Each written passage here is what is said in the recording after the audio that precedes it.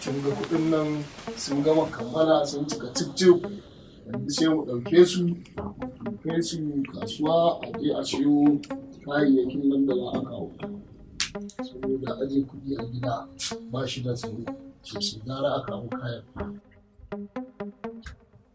Yawwa! Dabna na gaya ma kanka motsa wata kada motsa yana ran gaɗa ma guliman nan a kawon layi. Ina kuɗi? Wa gaya muku an zo da kuɗi? Kai ba ka ce mun ka gan shi da kuɗi ba? Ƙwarai ko ga wallahi tallahi na ga kuɗin nan. Ni nan ido na idan kuɗin wallahi tallahi na gan su wallahi. Guja!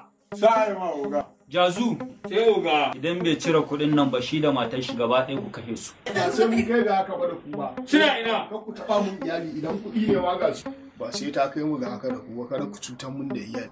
Idan kuɗi ne ga su. Ka tabbatar da wannan ce daga kuɗin? Wallahi tallahi ko ga ita ce da. Ɗauki da kuɗin ka duba ka gani. Ta uga. Uga kuɗin na wallahi. To complete. Da munafici ne da kake gani wallahi tallahi uga. Wasu da ransu.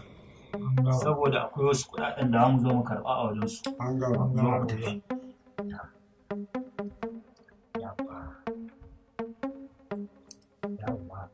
To, ni abin da zan iya ce maka guda ɗaya ne. Kana karɓowa ka zo ka same ni ka bani in ba haka ba wallahi tallahi ka ga a sai dai ban gane ka ba saboda ka rufe fuskar ka Ban gane ne da an so kuɗin a kira ka. Abu Alhaji ba gane ne ba? Wallahi ni ne na ɗan bukari ne.